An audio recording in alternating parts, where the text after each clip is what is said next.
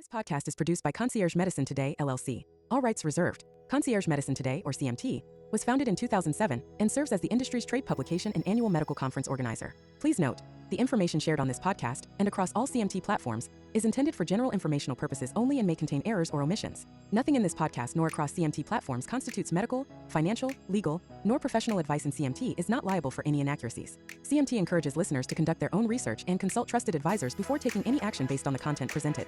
No mention, interview, or link should be considered an endorsement. This content is primarily intended for a healthcare audience and may not apply to all listeners. Thanks for tuning in. Well, good morning or good evening, Docpreneur Nation. You're listening to Concierge Medicine Today's Docpreneur Leadership Podcast. And today we have a special guest, Dr. Mark Halsted, and he is the founder and CEO and a physician of a global multi-specialty second opinion organization called MD for Patients. And so, Dr. Halsted, thank you for being our guest today. Thank you. So before we begin, tell us a little bit about why you became a doctor. Like, what's your story? How did you was it the family business? Was it just like, I kind of, stumbled into this and nobody else was a doctor in my friends and family. And so what drew your interest into healthcare? Well, there were physicians in my family before. Going back a couple different generations, but way back in the day when it was kind of an apprenticeship rather than formal medical school, I'm not sure if you count that. So the first medical school trained physician in my background is my grandfather. He trained in the 1930s, went to medical school after wanting to be a football coach. His football coach in high school heard that he was planning on going to be a football coach because he was from a family where nobody had been to college, let alone medical school before. But his coach pulled him aside and said, "You're too smart to be a football coach." He was going to be a high school football coach. "I'm not here to insult anyone." But he said, "You really should be a doctor." And he was kind of taken aback, but he figured it out. He worked in order to make ends meet, and he had to take some time off to make enough money to do this because he was in a not very wealthy family in a farming community. But he graduated from medical school, then immediately went overseas after he trained in the cavalry, because at that time officers had to be in the cavalry for the U.S. military. And he served overseas in World War II, learned a lot of surgical skills there, came back to the US, where he established a general practice in a rural farming community, solo practice, and was well known by the people in the town because over the years, he did pretty much everything. He delivered babies, he did pediatrics, he did surgeries, tonsillectomies, appendectomies, he did geriatrics, etc. So pretty much everything. And he worked 18-hour days, 7 days a week. He would round, come back to home for breakfast, go to the clinic, which was a one-person show along with his nurse, and work the clinic for the morning, come back for lunch, then go back to the office, and then back home for dinner, and then go to the hospital and round. And he would stay overnight if he had a patient in labor, which was about every third night. So he worked really long hours, didn't take any vacation to speak of, but his patients loved him. And when I was growing up and would visit him in his little town, I'd see the bond between them when they'd run into him on the street. We'd be walking down the sidewalk and they'd come up to him and introduce themselves to me. Then they'd tell me about, he did such and so for me. Many of them, it was he delivered me, and he delivered several generations in that town. I learned at that point what I think patients value in a physician-patient relationship, because I saw it through their eyes and I heard him talk about it. And it was important to both sides of that equation. He was frustrated, though, by paperwork from the insurance companies and the forms he had to fill out. And at one point, he told me that it was becoming so burdensome to complete insurance forms that he was going to retire because he felt as though he wasn't spending enough time with his patients based on all the paperwork he had to fill out. That was in the 1970s. So a lot has changed, and almost none of it has been good in terms of unburdening physicians from paperwork, forms. And I should tell you, I'm not sure if I should mention this, but you're zooming in and out while I'm talking to you. Is that an auto? Yeah, it's a camera. It Okay. is. It's one of those special cameras that follows me. So Okay, I just want to make sure that you're aware of that. So he retired at that point, and it was really a shame because insurance has become much more burdensome, pre-authorizations, whether a medication's on formulary, not on formulary. Um, Physicians who develop relationships with their patients over the years. For instance, my wife is a endocrinologist, and she has patients she's worked with for 25 years. And they will find a medication after years of trying that's working really well for that patient. And then somebody makes the decision unilaterally at an insurance company that it's off formulary and the patient can't afford a different medication. And now they have to start back at square one and refigure out what to do. And it feels like a break in trust. And the patients kind of see her as the face of the healthcare system. So they don't see the insurance administrator who's in an office somewhere and making this decision based completely on dollars and cents. They see their physician who is now having to make them change their medications because they can't afford what they've been on, and it makes no sense to them. And that's just a minor example of the kinds of things that physicians and patients struggle with every day because of payer pressures on providers and insurance pressures on providers. So I think I've gotten a little bit far from the direct answer to your question, but the reason I got into medicine was because I admired the way my grandfather practiced it. I was very, go ahead. No, I was just going to say, I do know what it's like I don't know what it's like to be a physician, but I do know what it's like to be a patient. And I do know what it's like to sit on the other side of the exam room and the service window and the invoice, and I think that there's a lot of truth to what you've said. And then the paperwork at I'm an overthinker. That's a chronic overthinker. And one of the things I think that related to paperwork, administrative burdens too, is, and I do think that there is some physician responsibility here, related to running your practice. Because when, for example, you go to a doctor's office and they say, no, you are required to pay this amount before we see you, and for this surgery or whatever you're going to have today. And then the practice administrator is, hardcore, like, hey, you're not going to go back there until this portion of the bill is paid according to what your insurance is. And I took my father-in-law to a pre-op appointment last week at a big hospital a lot of people know around here in Atlanta. And we were sitting down with the practice administrator, and she's like, I send out the refunds. And I was like, what? You're the one? You're the only one? Because once I send my check or I swipe my debit card or pay Apple Pay or whatever, that money never comes back, even if I'm owed it or credited it. Like, it is tough to be a patient these days. And I do think that the responsibility somewhat lies, if especially in independent and smaller organizations, smaller practices where, yes, you have a mortgage to pay, you have bills to pay, you have things that you need to pay for in order to accomplish your mission and vision for your local community. And so this is the way we run our business. This is the way we coach our team, that we need payment for this, we need payment for that. And I'm not saying that it's wrong or that it's right, but I do think that there is some physician leadership part of that that says, hey, practice administrator, we need to start collecting on this, we need to start collecting on that. And so I do think that some of the onus of that, while there is a lot of paperwork out there, it does fall on the physician and particularly their leadership. And you're welcome to riff on that as well, because I know that there's a lot of opinions on that out there. Well, look, I was about to tell you why. If some of your viewers look up MD for patients, they're going to see that I'm a radiologist, and they're going to be thinking, wait, why did this guy who went into medicine to be close to patients go into radiology? Because aren't radiologists supposed to sit in dark rooms in the basement and never deal with patients? Now, a reason for that is that I very much enjoy technology and have enjoyed both the technology side of radiology and the interventional direct patient interaction side of it. I have focused more on diagnostic, particularly recently, than the interventional side of it. But it's just that I had technologic interests as well as the personal side of medicine, if anybody has that question. The reason I'm kind of laughing when you're talking about all the insurance headaches and physicians to take some responsibility for that is that I'm probably one of the last physicians to talk about taking insurance, because I've always worked in practices where insurance, when it's taken, is handled by the administrative staff, the enormous administrative staff. And so I've never, thankfully, had to deal with the pre-authorizations, the denials, uh, the appeals of denials that my wife has to deal with all the time. And I think I'm really an exception because of that. So I'm probably the wrong person to address and riff on those things.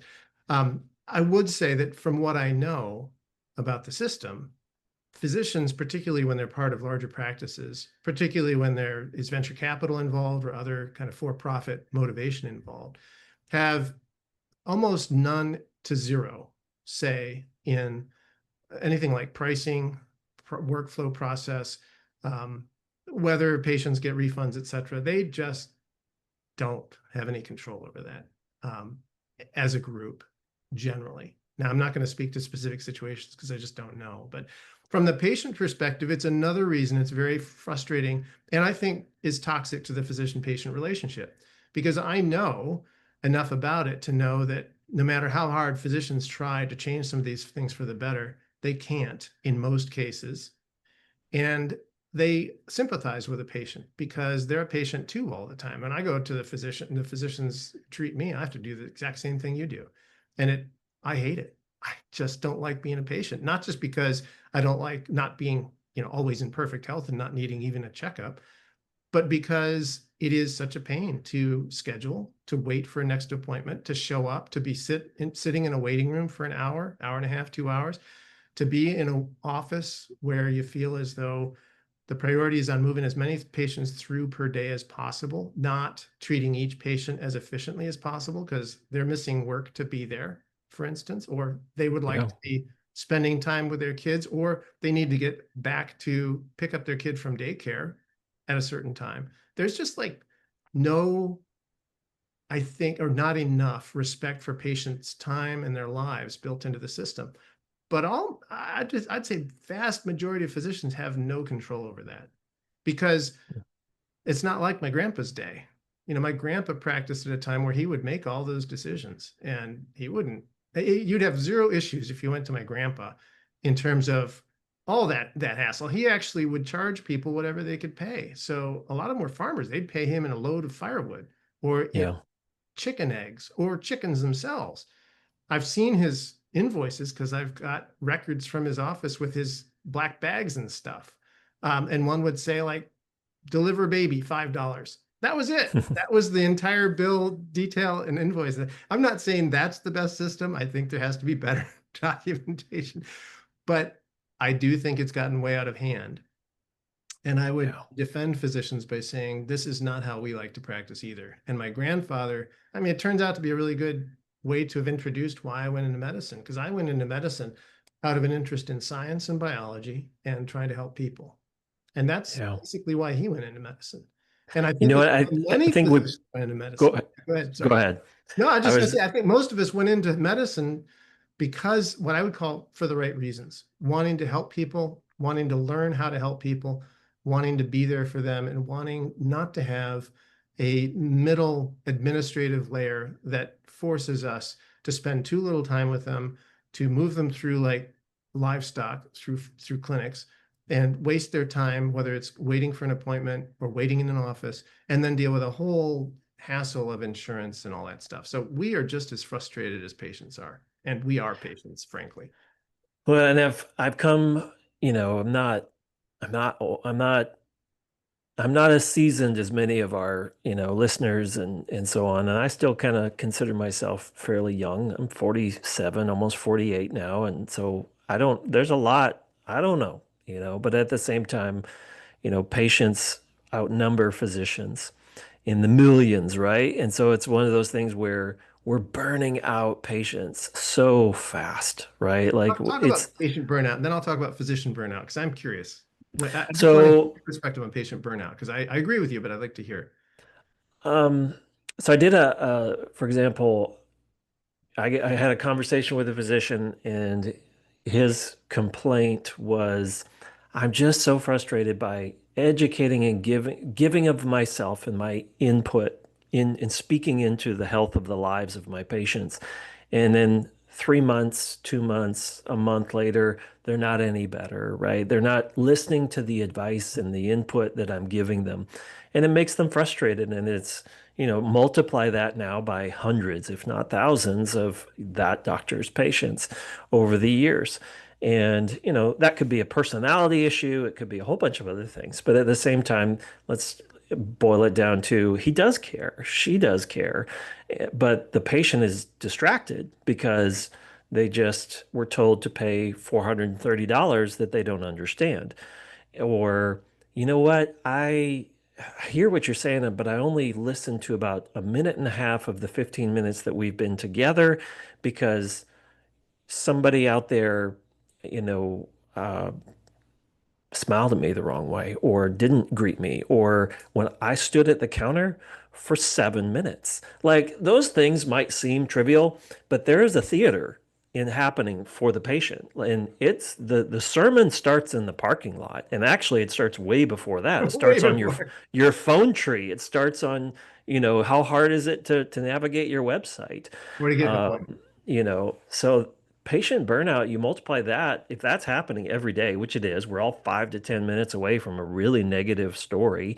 You talk to the moms at the bus stop, which I do occasionally, and the subject of healthcare comes up. It's not a positive conversation. It's usually, no, you don't want to go there.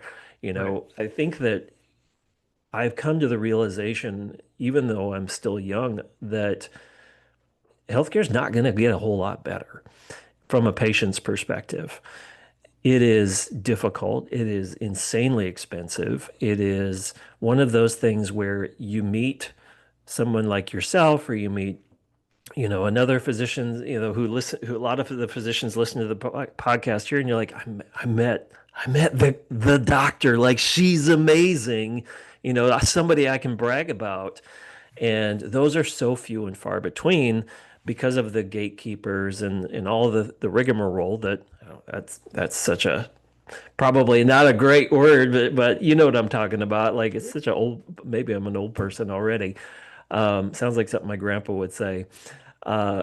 Just all of the things that it takes to be a patient these days, it's burning us out. And no wonder we as patients are turning to, apps on our phones, or Yep. we're turning to the internet, Dr. Google, or we're turning to anybody, a PA, and nothing against PAs. There's plenty of great ones out there, or the nurse, or the family member who happens to work in the ER but isn't a doctor. Like we're turning to these people because we have nothing else, no one else really, that will help us along. And that kind of gets into what you're doing and what you've started with MD for Patients. That's exactly right. Yeah. The reason I founded MD for Patients, this is a major fast forward through, a long career, decades in clinical radiology. But the reason I founded it was because of personal experiences on both the patient and the physician side, and recognizing that the layers of administration between patients and physicians have gotten so thick, and people being physicians on one side and physicians on the other side, people on each side of that basically layers and layers of complexity in a wall now that's erected between patient and physician. They're frustrated and burned out for perfectly legitimate reasons on both sides. And as a physician who's also a patient, I experience it in both directions. I'm very much aware of a lot of these problems. And I decided that it was time to found a practice that met my standards and values better than any practice I could find as a radiologist.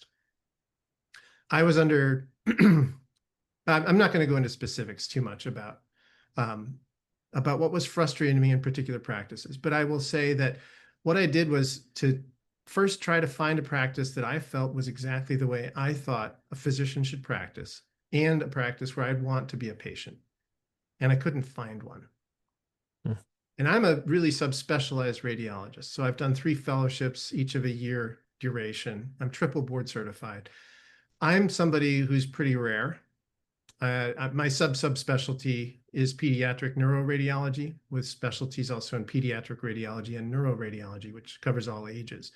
But pediatric neuroradiology, in brief, is imaging of the brain and spine in patients of all ages up to about 22 years of age. But again, I have board certification all the way to any age patient.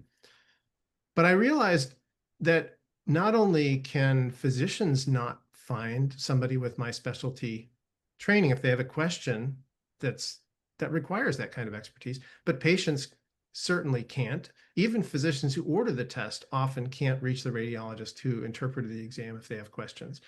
It's becoming more and more common that if a physician who ordered an exam wants to find out more detail than the written report provides that they get, they can't reach the radiologist. And if you're a parent of a patient, of a baby, for instance, who had an MRI brain, you might realize that it's very unlikely that a radiologist who is specially trained in interpreting that kind of exam for a patient of that age read your baby's exam. And you want to make sure it was read correctly. So you want to get another opinion from somebody who has that extra training and experience.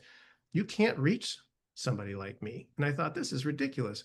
We need to make specialists more available to patients and physicians so that when they have questions, it's easy to reach somebody and move the ball down the field. Let's get those answers quickly so that they can make decisions with good information, not have to wait 6 months to see somebody for their next available appointment, not wait 6 months and have 7 minutes in an exam room with them, and then to be kind of expected to become the messenger to take whatever that specialist told the patient back to the primary care physician, because too often specialists are not even generating reports that make it back to the primary care physician. And the primary care physician is supposed to be the person who's coordinating all these different specialists, all the patient's different medical issues, medications, what further tests need to be ordered. And the primary care physician can't be an expert in all fields of medicine. That's why we have specialists. But the payer systems have, and insurance requirements have made it so difficult to reach specialists easily that primary care physicians are often swinging in the dark and they can't coordinate care. And the specialists often don't talk to each other because they're all very busy and they become siloed. And so they're not often aware of all the other specialists' opinions in a patient's case. And as a result, patient care suffers. Mistakes are made. Somebody may have picked up on something that doesn't make it to a chart somewhere else. And then the physicians who are reading that second chart are unaware of a correct diagnosis in the first chart. Patient care suffers. Wrong treatment is selected. Misdiagnoses are made. And so if a patient wants to get on top of that, what do? They can't just call a radiology department and say, hey, I'd like to get you to read all these prior exams and put it all together in a unified report and talk to me and my primary care physician and also to my cardiologist. That doesn't happen in reality, or it didn't. And that's why I formed MD for Patients. In thinking through what's missing and what can I do, I decided the best thing I could do is to make subspecialty knowledge better or more available, delivered with better customer service, delivered directly to patients and their providers and their specialists, offering to have direct conversations with the patient and their primary care provider, and having multiple specialists involved as needed. So in a nutshell, that's why I formed the practice, is to address the exact situation you're dealing with. And essentially, it's trying to empower patients to make better decisions about their healthcare, get their questions answered so they don't feel like they waited 6 months to see somebody, had 7 minutes to ask all their questions, remembered a question once they got to the parking lot, and they couldn't get even back into the clinic that day to ask that question. It's like 1 month of telephone tag, and maybe a nurse calls them back, having relayed the message, and now they got a follow-up question. What do they do with that? Pretty soon, as a patient, you give up. You give up trying to ask all your questions of the specialist because you wonder if they even care. And I can promise you most specialists do care, but they're so busy and pulled in so many directions, and the communication, lines of communication are not open most of the time. So as a patient, if you have a follow-up question, you're usually out of luck. If your primary care physician has a question, they're usually out of luck. And it leaves patients feeling like, this is very expensive. It took a lot of my time. I got an incomplete answer. I don't understand why I'm being told what I'm being told to do. I don't know why this medication is better than any other, and it's very expensive medication. I don't know all the details of what I need to be doing 3 months down the road if this or that happens. I can't reach somebody quickly. If I call the office, I have to wait another 6 months to get back in to see them. And that creates real anger among patients and a sense of abandonment and frustration. And that's, I think, what leads to the kind of burnout you're talking about. So in summary, MD for Patients is, in a way, a mechanism to reach physicians as though you were related to every specialist out there. They're all part of your extended family. So when you have a problem, you can reach out and get a hold of your Uncle Bob, who is a cardiologist, and ask your Uncle Bob about this situation, and have Uncle Bob sit down, go through the records, take the time to explain what's going on. And then all of a sudden you're back to where my grandpa was, except you've got way more knowledge than he had accessible, because you've got all these specialists available, not just a single general practitioner. Well, let's go down two pathways. One is how you're working with the patients, and the other is how you're working with the physicians. So let's tackle the patient side first. How does MD for Patients work with patients? Like, how do they find you? How do they connect with you? What's their intake process? What are some of the challenges that you find, like, you know what, those are tensions we can manage versus problems we just can solve with technology? Well, they'll find us often on our website.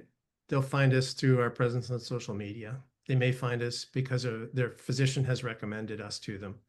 And when they contact us, the first thing we want to do is find out what they want and need from us. We're not trying to replace their local physicians. We're trying to help fill in gaps and provide expertise if it's not locally available, provide faster access to specialists than they can otherwise get. So the first thing we do is listen. And right there, it's like, what? You listen? Yeah, that's kind of the idea, isn't it? If you're the physician.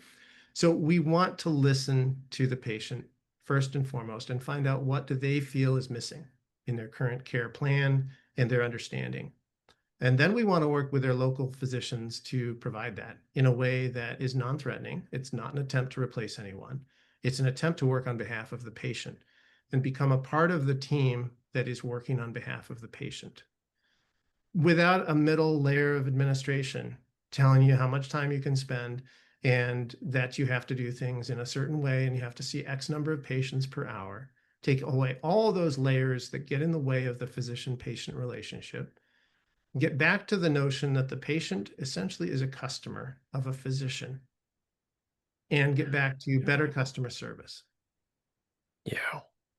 And the unfortunate part is probably 8 out of every 10 who work in healthcare today would say, I can't believe you just called the patient a customer. I And know, then that's why I did. that's where they stay, right? That's the lane, that's the mountain and the hill that they're gonna die on.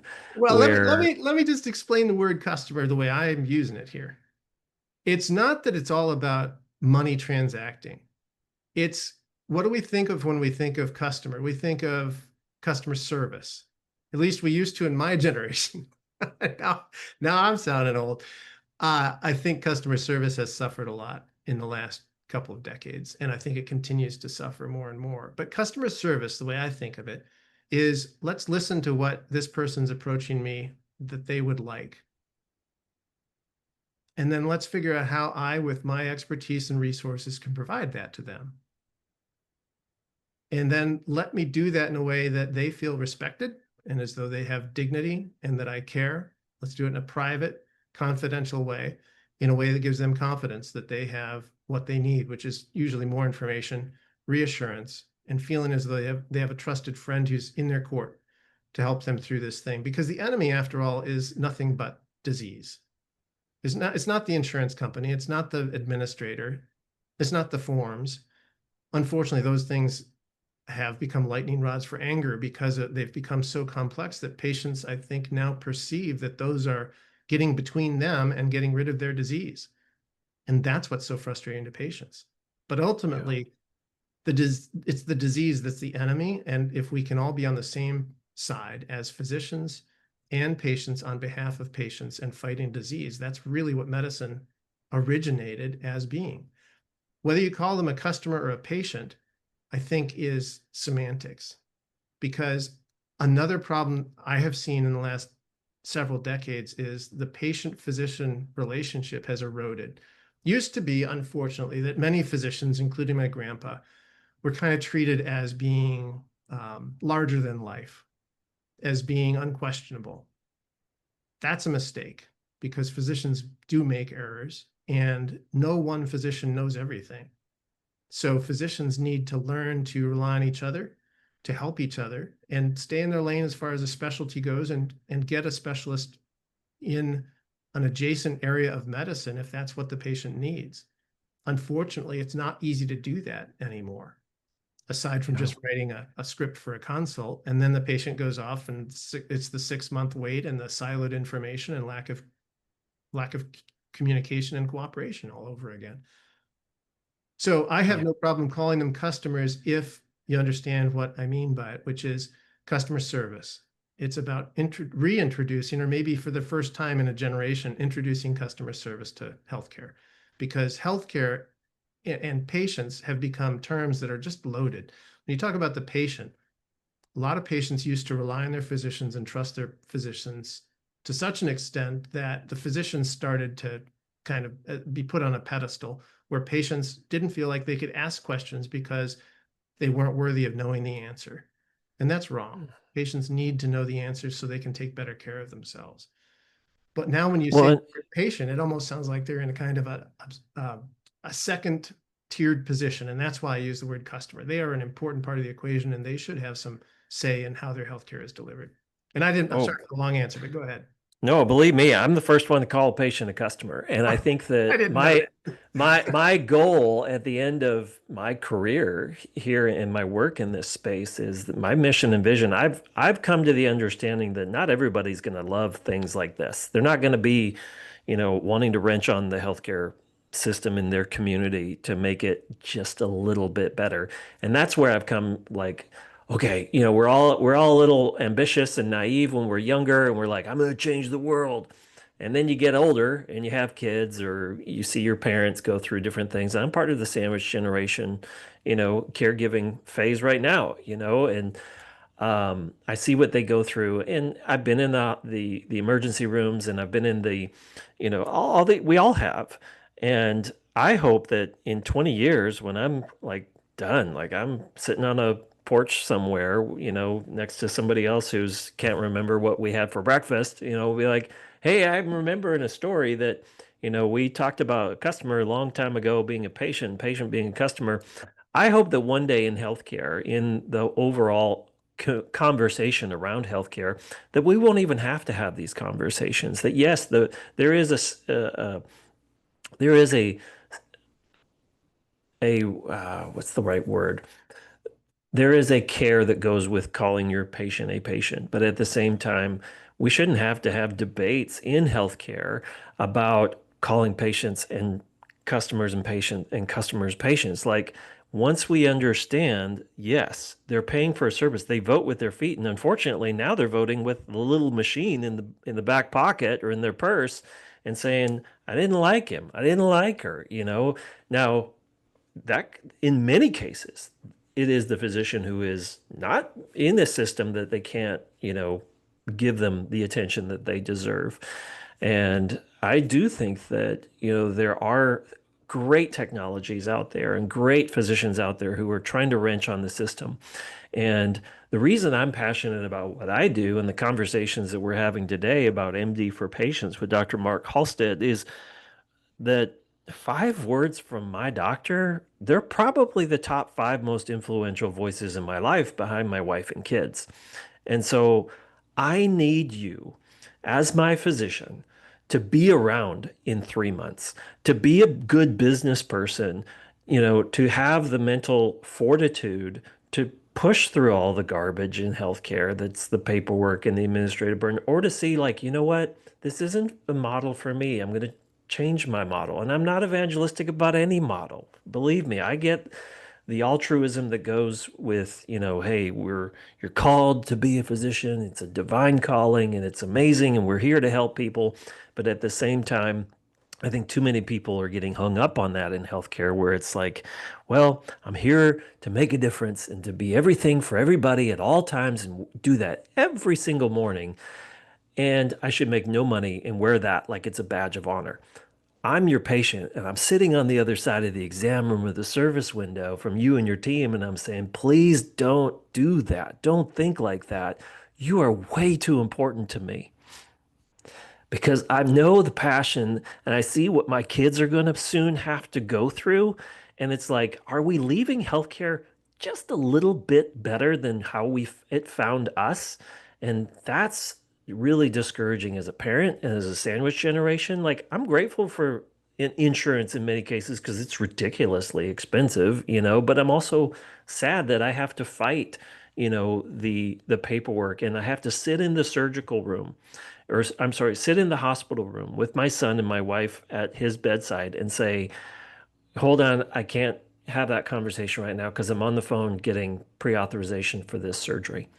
And, you know, the physician knows that that stuff's going on. It's not his fault. It's not her fault, but it's so easy to impress a patient. So my encouragement to all physicians, listen, is be a little more entrepreneurial. Like if you're not happy where you are, go find, I need you to be stay in your lane, like you said. And I need you to go get the answers and press for that. And I need us to change that 1.5 or 2 out of every 10 doctors, that would say, I recognize my knowledge gap. I recognize that we can do better. And maybe we'll get to 7 or 6 that where we bring in new ideas, like talking about the customer as a patient or talking about the importance of second opinions and how, there's a cost for that. There should be, right? Like from the patient's perspective and from the physician's perspective. Like, I need you to stay in business and I need you to charge me. I don't want insane rates, right? Like I'm as thrifty as the next guy. I can't believe I just paid $27 at Burger King for 3 people. I know there's things on that, but nonetheless, we were in a hurry. It was after church. But wait, I'll just talk a little bit about that and how MD for Patients is solving that problem. Well, one thing I wanted to reflect on a couple things you just said. One is, as far as the customer versus patient, I think the distinguishing factor is empowerment. That's probably the simplest word I can come up with to help people understand why I think they're different things. And I think patients have become less and less empowered. We could talk about burnout. It's partially because patients no longer feel as though they have a real voice in their healthcare. And maybe they didn't enough in my grandpa's day. I would say they didn't because they felt like they were talking to somebody who was, as I said, up on a pedestal and they couldn't question the doctor. That wasn't the best scenario either. But at least the doctor knew who they were. And at least the doctor knew that X medication was working for them. And the last thing they'd want to do is withdraw approval for that medication for that patient. So I think we have gone in the wrong direction. But I think that customers are empowered because they get to vote with their wallets. And of course, online reviews and all those other mechanisms. But if you start thinking of patients as customers, I think the term customer denotes some level of autonomy and empowerment that patients have lost over time. So I think that's part of why I think it's a fine term to say customer. As far as what physicians are doing, and you mentioned you wish more physicians were entrepreneurial and had the courage to buck the system in one way or another. One of the things that we do to work with physicians is we work with their practices so that it's very easy for them to reach out to us if they have even a quick question. They don't have to sign up for some multi-hour complex consultation. They don't have to refer a specific patient to us if they have a question that we can help them with. So we try to be an auxiliary augmentation of what they have in their clinic.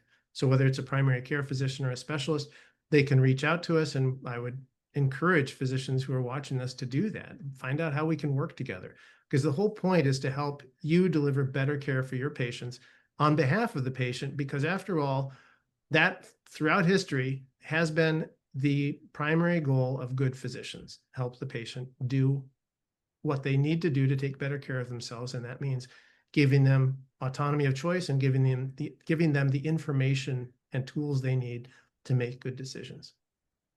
Wow. So let's talk about how the kind of the as from one entrepreneur to another. I know that there's a cost to having this technology. There's a cost to having those pieces of expertise come to the patient, come to the physician. But how do you of course, it's been given away for free, I'm sure, over the years, like all of us do. We run a business and some things we need to monetize things. So how have you monetized this? How does a patient pay for this and connect with this? And how does the physician connect with this? Is this like a kind of an up-to-date kind of thing where they subscribe? And you don't have to get into too much of the proprietary details, but just kind of give us a big picture overview of how does a patient connect with this? Is this a subscription, like the subscription-based healthcare delivery models we see out there? Or is this, kind of a pay-as-you-go? I've got cancer, and I just really need a second. I don't want to go through the whole thing again, right? So I just want a second opinion, and I need it to kind of get done before my next appointment on Thursday, and it's Tuesday. Right. We will work with patients in either model. We do offer subscriptions. We also offer individual consultations, and we do not require a patient to pay for a multi-hour consultation unless that's clearly what they are asking for. So we try to be very flexible with pricing so the patients can make their own decisions about what they need and what they want. There was a second part to your question. This side for the physician. As far as how they, excuse me, as far as how they work with us? Yes. How are they working with you? Do you wanting to recruit more? Are you wanting to really just use us, guys, gals? Like if you're a physician out there, we want you to use us. And here's how we kind of partner together. Yeah, it's both. We very much want physicians to use us. We are here to help. And I would encourage any physician who is interested to reach out to us and talk to us about how we can work together. We would be more than happy to work with your practice in any way that's beneficial to you. Again, not in a competitive way, but in a way to figure out how to provide faster access to specialists for your patients. So they're not waiting for months for answers, so they can make decisions about what kind of therapies they need or what kind of diagnosis may or may not be correct for them. And also, we are absolutely interested if there's a very highly qualified physician who would like to work with us. Sure, we are always interested in adding physicians who are very qualified, we feel very comfortable can add to the team, and that have the same ethics that we do, the same values that we do, where patient care is the number one priority. And so we'll look at credentials and we'll look at background and experience. And then we have a network where we will run names by our own internal network. And yes, we're open to hiring physicians as well. Wonderful. So as we kind of come in for a landing on our conversation today with Dr. Mark Halsted, and he's the founder and CEO of MD for Patients, where's the website that they can go to look for, connect with you, those types of questions? We're at www.mdforpatients.com. No spaces. It's mdforpatients.com. Great. I presume let's put this is be one of our last questions before our kind of lightning round of questions. You can be however brief or long-winded as you'd like to on those, and they're pretty easy softball questions, so nothing to worry about. But from a logistical perspective, I'm thinking of some of the family situations or friend situations and conversations we've had centered around healthcare in my own sphere.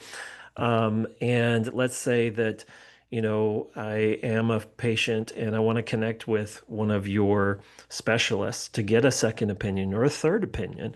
Is this something that's going to require another visit, or is this something that I can log on to my device and this is pretty seamless and this is awesome? Like, you're giving me something to brag about. Like, how does that connection from the patient perspective work and the physician's perspective work? Am I talking to a doctor in California and I'm here in Georgia? Or am I required to bring all my medical records, which I don't know. I don't even know if I own them, and I'm the patient, right? And you're like, am I supposed to get all of that information and give it over to the doctor to make an educated decision? Who knows? Talk to us a little bit about how you manage those tensions and problems. Sure. It's all about number one, which I said was we listen to the patient first. And we try to address the needs the patient has, the questions that they have. Why did they contact us in the first place? What are the things they wish they could ask their existing specialist, or if they don't have one, what are the questions they'd like to ask of one of our specialists? Excuse me. So we frame the consultation based on what their needs are. And if medical records are required, to whatever extent they are, yes, those medical records are needed. We can help patients obtain the medical records, though. So we're not going to force the patient to obtain all the medical records on their own if that's not something that they want to do. What else have you asked that I have not answered? Technology, how are you utilizing? Is this something just like I would log on and Oh, have a conversation? but before you go into the technology, I remember you were asking about if are you going to be in Georgia and the specialist to be in California, et cetera. It just depends on the specialist availability and the problem. So if we have a super subspecialist who's perfect for your problem and they're in a different state, that might be somebody who would consult for you. And we do remote consultations securely, so that's not an issue. You would not have to travel to see one of them in person. As far as tech, yeah, go ahead. Oh, go ahead. I was going to go to your next question. You're asking about technology, and I kind of interrupted you. So if you could re-ask that one.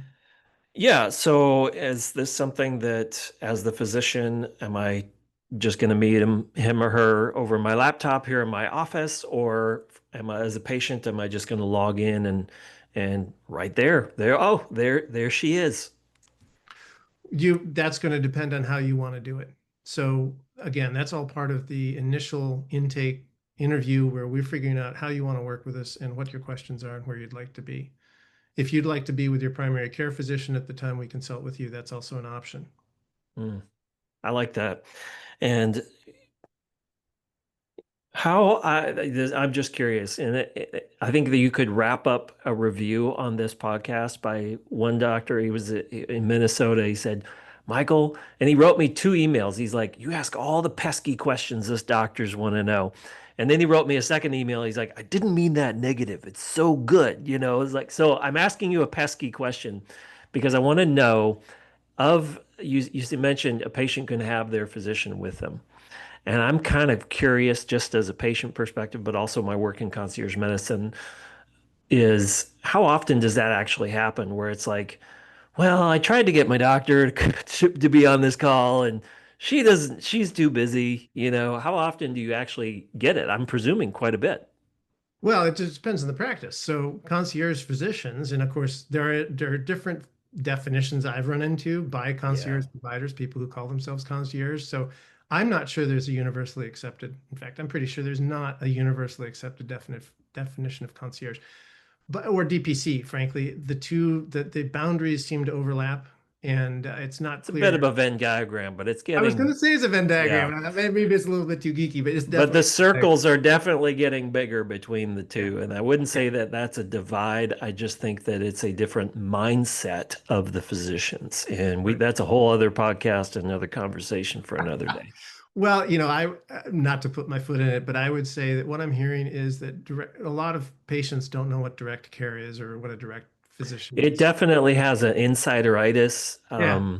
which is a business term, Right. of like, well, I know what that does. That's the definition of insideritis, but outsiders don't know what that is. And so, from a branding perspective, I've always, I'm in marketing and PR, and I'm a writer, and I know being an overthinker, the problems with marketing and brand solutions. And so, concierge medicine, yeah, it's polarizing, but at the same time, people kind of know like they're either hot or cold at the bus stop on it, right? Like they're like, well, I think I know what that is. That's like super wealthy. You got to be uber wealthy for that, right? Like, no, I mean, it's out there, but it doesn't represent the majority of the percentages of physicians. That's pretty much in under 4%. So Well, I would argue that neither term is perfect. no, If you're a absolutely direct not. care physician, then you're implying anybody who's not as an indirect care physician, and I don't know what indirect care is. But if you're a concierge physician, yeah, the assumption is that you have to be extraordinarily wealthy to afford it, and that's not the case either. In any event, the answer to your question is that if you have a physician who is able and willing to take the time to talk to you and one of our consultants at the same time, that's preferable generally, particularly if it's a primary care physician, because they have to take into account what our opinions are. So it's best that they understand it as well as possible. They are going to have follow-up questions, and if the patient is on the phone with us or on a Zoom call with one of our or another virtual consultation call with one of our consultants, and the patient doesn't know the questions the primary care physician asks, then again, the patient's becoming the messenger, which is not perfect. So it's about the relationship you have with your physician. Hopefully it's a good one, and hopefully you want your physician who's local on the phone call with you. But either way, we're going to want your local physician to know our opinion so that they can take it into account, so that they can ask us additional questions if they have them. You know, what's interesting, I think, about this conversation, I'm remembering something my wife said after she took our kids to a pediatrician's visit. For whatever reason, we had to meet here at the office, and she's like, "Hey, I'm pulling into the parking lot. Here we are." And so she rolls down the window and she's like, "You know, we've been married a long time. We got 3 kids. They're amazing. It's bad out there. I need you to go find me one of these doctors that you keep talking about." And I was like, "Oh man, I did it." You know, that was like the goal, right? Is to help her understand just how uh, not great it is out there. Right. And so as we move into our lightning round of questions, you can be however brief or long-winded as you'd like. Dr. Mark Halsted is our guest today. He's the founder of MD for Patients, and if I'm remembering correctly, it's MD like medical doctor, MD for, I love that word, FOR, patients.com. Am I correct in that website? MDforpatients.com. Exactly.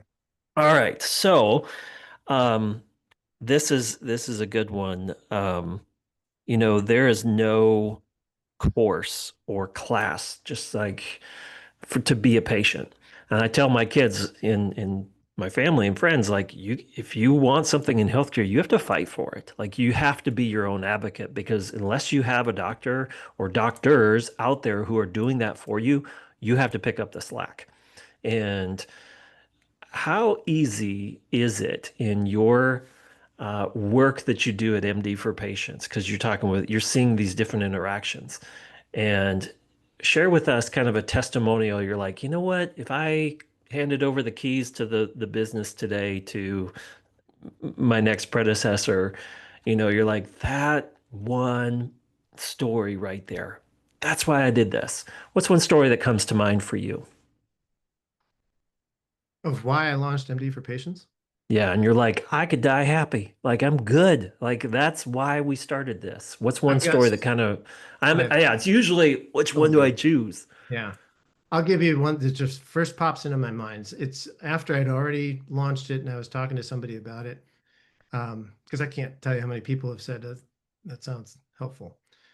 This was a woman who had been diagnosed with breast cancer. She had an appointment 3 months later.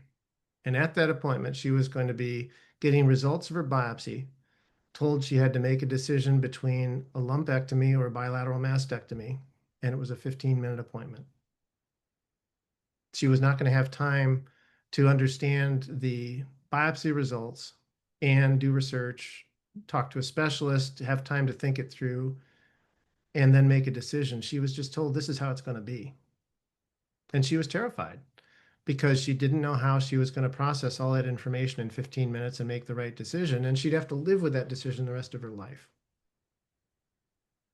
Now, that's just one example. And I have so many friends and family and colleagues who have run into situations where patients have not been treated with the respect that they deserve. And the one I just told you is just one of those. It's almost the rule rather than the exception, the way modern healthcare has become. So that's why. So in that circumstance, because I think that it's in our broken healthcare system that involves, it's so complicated. In that story, there's a lot of layers to who's responsible for what. Maybe it's like, well, he's got a busy schedule. She's got a busy schedule. She needs to be in the exam room next to that, having the same conversation with the next patient. Or, you know, I guess it's more, I don't really have a question here, but I think that there is something to be said of, why does that keep continuing? Like, why are we then in the bubble of healthcare defending that and that interaction, that story, to say, well, that's how we've always done it. Or, well, you know what? I like what you're doing at MD for patients. I like what you're doing in, concierge medicine, Michael, but, you know, that's a good idea, but we don't have time for that around here.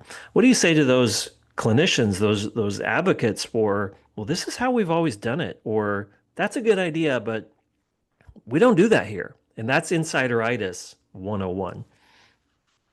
I think it's a lack of awareness that it can be done. Mhm.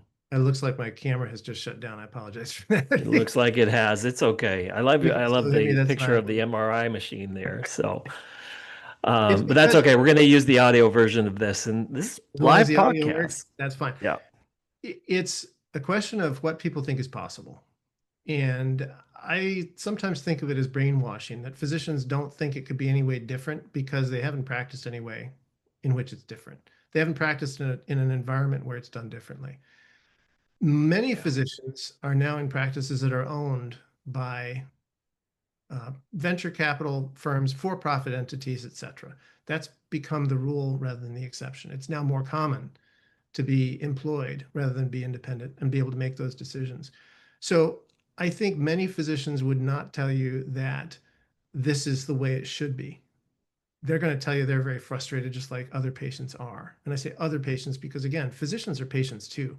We have to deal with this system on a regular basis ourselves. And we don't like that either.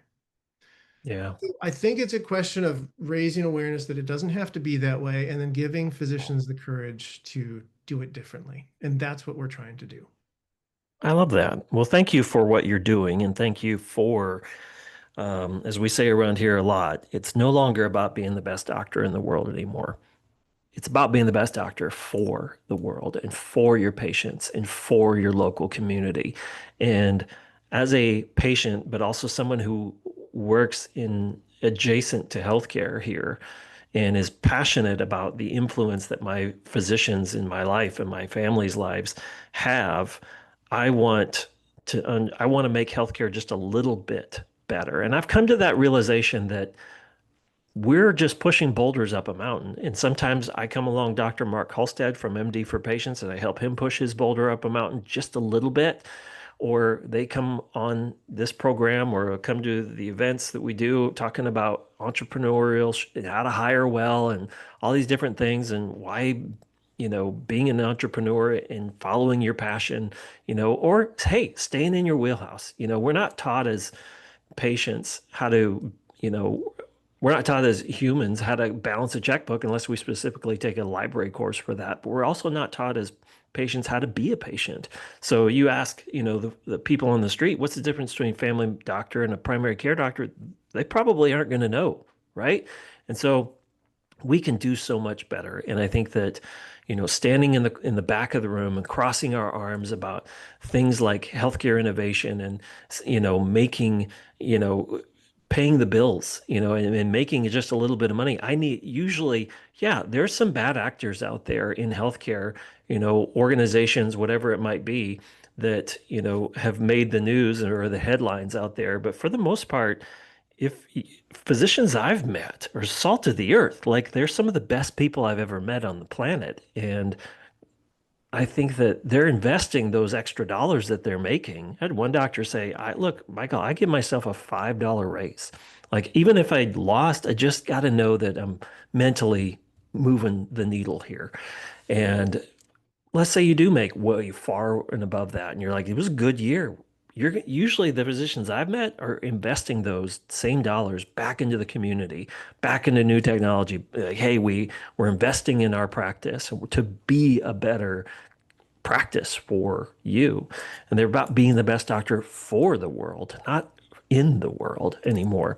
So our final question for Dr. Mark Halsted of MD for Patients is, well, two more questions. Number one, the book you give away most, or the book that you would recommend a patient or a physician would read. Like, this is the best one. It doesn't have to be clinical. Many of them are. I'd say 6 out of every 10 are not healthcare related. But what's a book that you give away most or you recommend? I'd recommend the book to patients, and I'm not going to give you a specific title, but I would recommend the book to patients that most speaks to them about autonomy, independence, personal responsibility, and empowerment.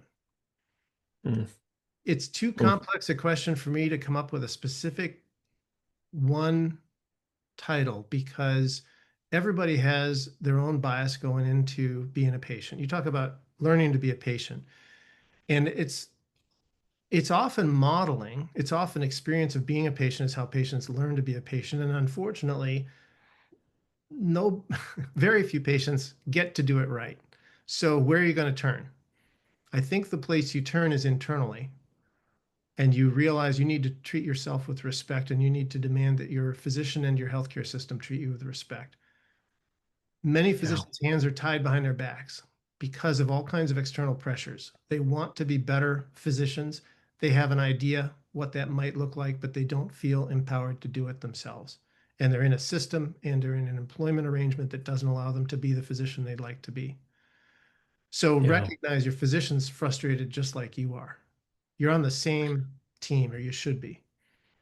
So anywhere a patient can get inspiration about demanding better treatment and taking more personal responsibility and learning more about their own situation so that they can make personally appropriate and correct decisions that they can live with no matter what happens. Because remember, when you're dealing with disease, sometimes bad things are going to happen and there's nothing anybody can do about it. But to whatever extent patients have control over that and need to make decisions about what direction to go for treatments, you're going to have the rest of your life to live with the outcomes of those decisions, and you're never going to have perfect information. So figure out what's going to be most helpful to you to make the best decisions you can, empower yourself with those tools, and then make the decision with as much peace of mind as you can muster. I'm going to encourage you to I think you've as you get older as a patient, you realize what the practice of medicine means more clearly from a patient sitting on the other side of the room.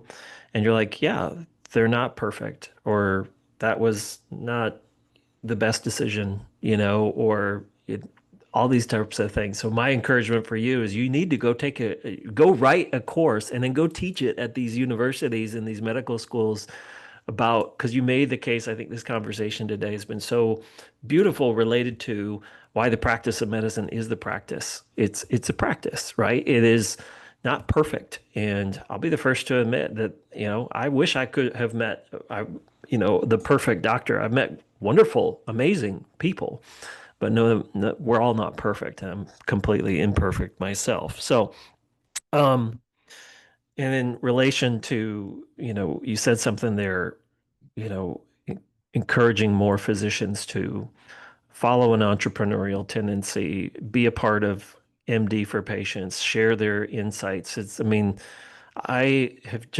so in awe over the years of connecting with so many doctors that, you know, they understand how difficult it is to do what they do, yet they still do it every single morning, like every single night.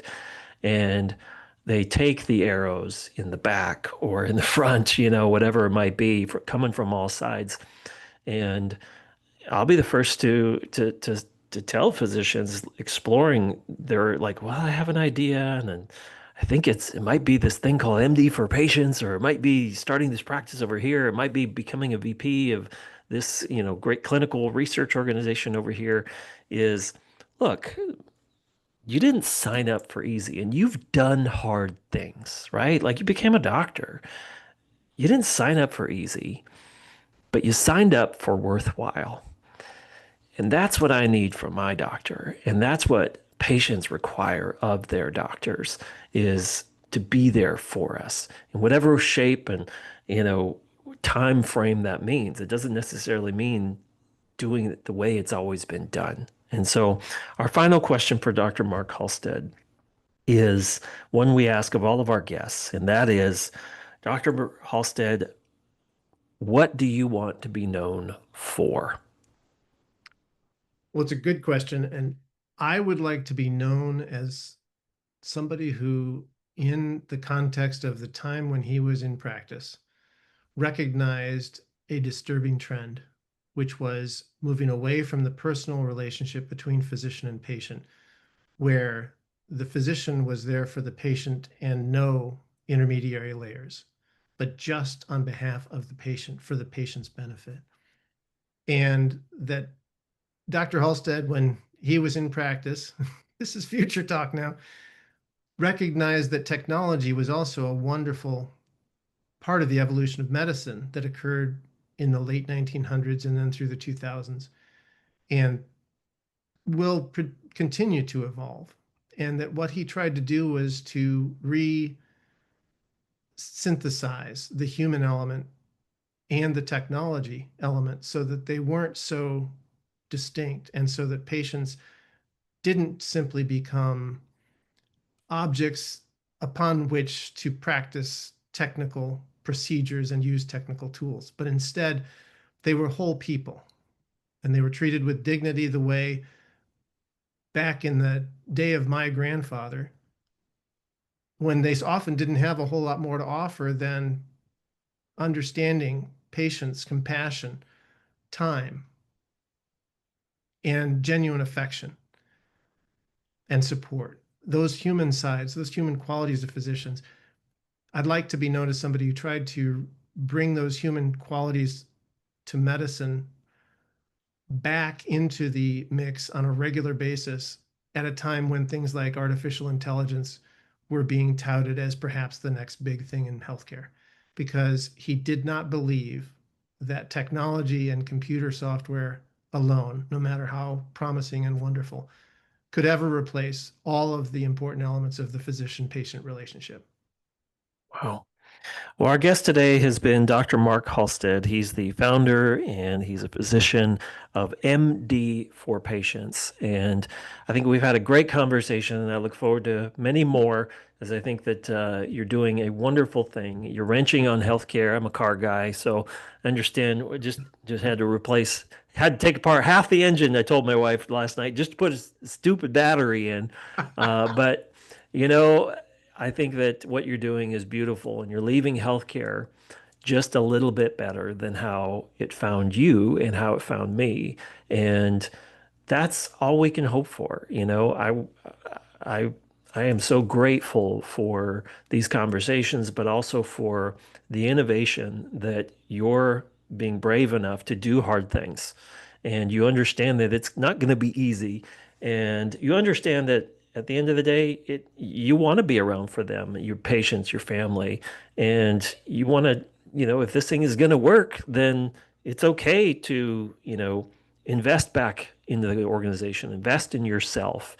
And so I'm a big encourager and a big advocate, even though we're new friends. So thank you for what you're doing today, Dr. Mark Halsted. You have truly shown all of us and the physicians listening, it is no longer about being the best doctor in the world anymore. It is about being the best doctor for the world and for your patients and for your local community. And now I encourage you to go to mdforpatients.com. And again, this isn't paid advertising. We just think that Dr. Halsted has a great story, and we appreciate what you're doing for patients. Thank you so much for being our guest today. Thank you, Mike. It's been a real pleasure.